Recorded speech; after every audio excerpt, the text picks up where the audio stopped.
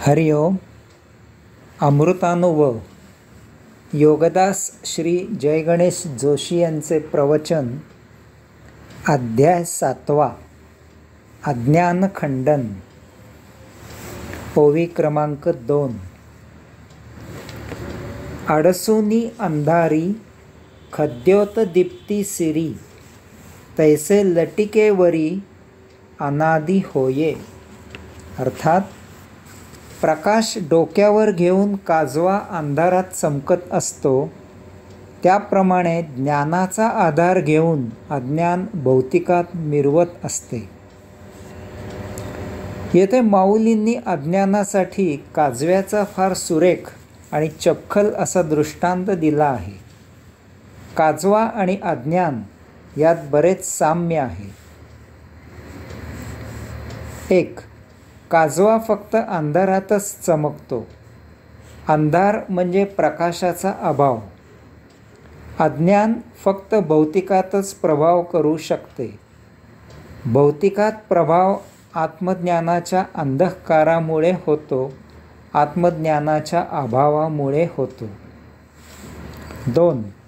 काजवा प्रकाशात चमकतो, तथापि तो तेथे निष्प्रभ होतो. अज्ञान अध्यात्मज्ञानीजवळ जाते, तथापि ते तेथे निष्प्रभ होते. 3. काजवा आपल्या डोक्यावर प्रकाश घेऊन चमकत असतो.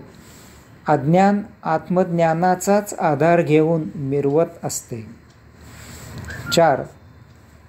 काजवा हंगामी असतो. फक्त पावसाळ्यातच तो आपले अस्तित्व दाखवितो, इतर वेळी तो लुप्त होतो. अज्ञान अशाश्वत असते. ज्ञान झाले की ते लुप्त होते. माऊली सांगतात की आत्मज्ञानाचाच आधार घेऊन अज्ञान मिरवत असते. अज्ञानाला आत्मज्ञानाचाच भक्कम पाया लागतो, तरच ते प्रभावी होऊ शकते. 2 उदाहरणे पाहू. 1. आत्मज्ञान आपल्याला भगवंत श्रींचे चरणी सेवेला घेऊन जाते, तेथे ते रुजू करते. अज्ञानही आपल्याला हेच सांगते, एवढा पूजापाठ करा, महारुद्र करा, ब्राह्मणाला भोजन घाला, ब्राह्मणाला दक्षिणा द्या, तीर्थयात्रा करा, व्रत करा, म्हणजे तुमच्या अडचणी दूर होतील, तुम्हाला पुण्य प्राप्त होईल, तुमची पापे क्षालन होतील, तुम्ही स्वर्गात देवाच्या चरणी रुजू व्हाल. अशा प्रकारे अज्ञान आपल्याला परमात्म्याचीच कास धरायला सांगते, फक्त ते सांगण्याची पद्धत भौतिकाला चिकटून असते. 2. आत्मज्ञानात साधकाला अनावश्यक भौतिकापासून दूर केले जाते. त्याला अंशात्म्याशी योग साध्य होण्यासाठी साधना उपासना सांगितल्या जातात. त्या योगे साधकाला परमानंद कैवल्यानंद प्राप्त व्हावा असा उद्देश असतो. अज्ञानात दर्भाच्या काडीने चारी बाजूला पाणी उडवत अपवित्र हो पवित्राय असे म्हटले जाते, मंत्र म्हटले जातात, पूजा केली जाते आणि शुद्धी आणि पावित्र्य निर्माण करण्याचा प्रयत्न केला जातो. त्या योगे सौख्य, समृद्धी, वैभव मिळवण्याचा प्रयत्न केला जातो. अशा प्रकारे अज्ञान आपल्याला परमात्म्याचीच कास धरायला सांगते, फक्त ते सांगण्याची पद्धत भौतिकाला चिकटून असते.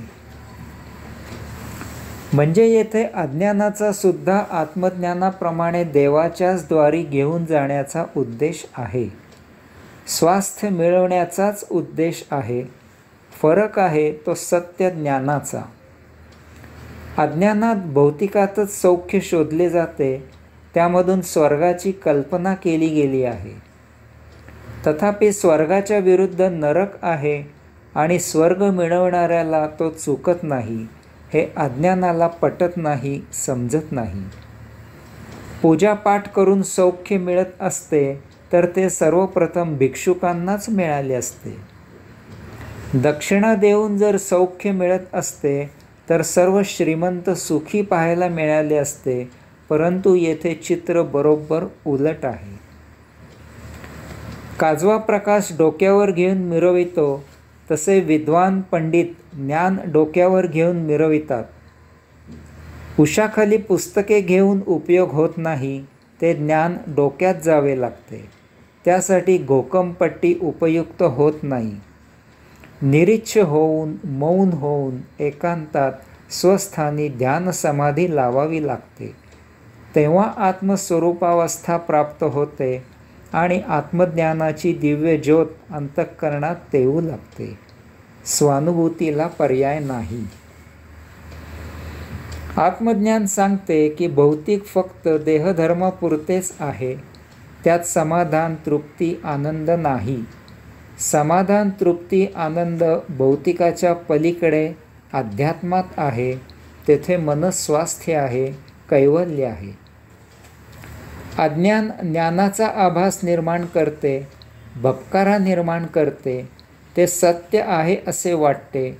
लोक भुलतात कारण अज्ञान मिरविणे सोपे आहे. तेथे समारंभ आहे, मौज मजा आहे. ते संसाराच्या सन्निध आहे. तथापि आत्मज्ञान भौतिकापासून, संसारापासून दूर नेणारे आहे. ते निरीच्छ करणारे आहे. तेथे वैराग्य आहे, एकांत आहे, मौन आहे. यामुळे सर्वसामान्य जन याकडे आकृष्ट होत नाहीत. त्यासाठी सहन न होणारा झटका बसावा लागतो. तेथे वैराग्य जन्म घेते. एक वेळ सौख्य, मौज मजा, उपभोग नसले तरी चालेल, परंतु हा संसार आवरा असा टाहो आतून फोडला जातो. आता ज्ञानाची आस लागते. योगगुरूचा शोध सुरू होतो. डोक्यावरचे ज्ञान आत उतरू लागते. हरिओम.